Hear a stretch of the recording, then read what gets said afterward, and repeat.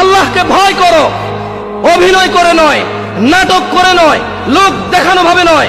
ইত্তাকুল্লাহ, আল্লাহ বলেছে আপনি আমি অভিনয় করব, নাটক করব, লোক দেখানোর জন্য আল্লাহকে ভয় করব।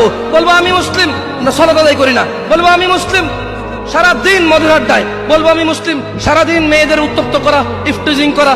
বলবো আমি মুসলিম, সারাদিন অবৈধ কাজকর্মে লিপ্ত হওয়া। এই জন্য আল্লাহ জাল্লা ওয়া আলা ওয়া হুয়া রাব্বুকুম ওয়া হুয়া ইয়ালামু কুল্লা শাই আনিন নাস, আল্লাহ জাল্লা ওয়া আলা তিনি তোমাদের স্রষ্টা, তিনি তোমাদের দ্রষ্টা, উনার কাছে তোমাদের প্রত্যাবর্তন, উনার কাছে তোমাদের সবার আমাদের সবার বিচার। তাই তিনি তোমাদের ছলনা আমাদের ছলনা বোঝে। তাই তিনি বলেন যে ইত্তাকিল্লাহ, তিনি বলেন যে আল্লাহকে ভয় করো। তিনি বলেছেন ইত্তাকিল্লাহ হাক্কা তুকাতি, তোমরা আমি আল্লাহকে ভয় করো হাক্কা তুকাতি, যেভাবে ভয় করা উচিত। আপনি কি পয়েন্ট বুঝতে পারছেন?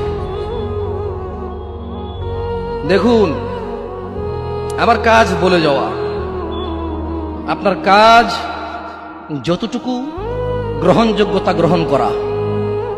মনে রাখবেন, ইয়া নবী সালাম আলাইকা বললে আপনার কাছে দোষের কিছু মনে হয় না, তবে এই মূল্যবান সময় ওটা বলবো না। আমি ইউসুফ জুলেখার প্রেম কাহিনী শুনাইতে জানি না, মাবুদও বলে 10 মিনিট টানতে পারি না। এখানে কথা বলতে আসছি, 30 মিনিট কথা বলবো। 30 মিনিটে যদি 2 মিনিট আপনার কাজে আসে আলহামদুলিল্লাহ রাব্বিল আলামিন, আপনার কাজে না আসলো আলহামদুলিল্লাহ রাব্বিল আলামিন। শুনুন, কথা বলি উপরওয়ালার সন্তুষ্টির উদ্দেশ্যে। আপনাদের একটা কথা বলি, আপনারা অনেকে এখানে আমার সাথে বয়সে বড় আছেন। আমি হয়তো মাইকটা পাওয়ার কারণে কথা বলছি, হাত পা নাড়িয়ে কথা বলি, আপনারা কেউ মনে কষ্ট নিয়েন না। আপনারা আমার চাইতে অধিক জ্ঞানী মানুষ এখানে উপস্থিত আছেন, মেহমান হিসেবে নিয়ে আসছেন, তাই আপ্যায়ন করছেন, কথা বলার সুযোগ দিচ্ছেন।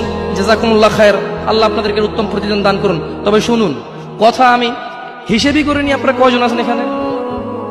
একজন আছে, ওয়া হুয়া রাব্বানা, তিনি আমাদের প্রতিপালক, যিনি প্রত্যেকটা কথা লিপিবদ্ধ করে। কিরামান কাতিবিন, আছেন সম্মানিত লেখকবর্গ, ইয়ালামুন, এই লেখকবর্গরা জানে মা তাফআলুন, যা তোমরা করো। আমি যদিও আমাকে বলা হয়েছে যুবকদের উদ্দেশ্যে কিছু কথা বলতে, আজকালকে আসলে যুবক আর বড় বোঝা যায় না, কে যুবক কে বড়, সবাই সেম অপরাধে লিপ্ত।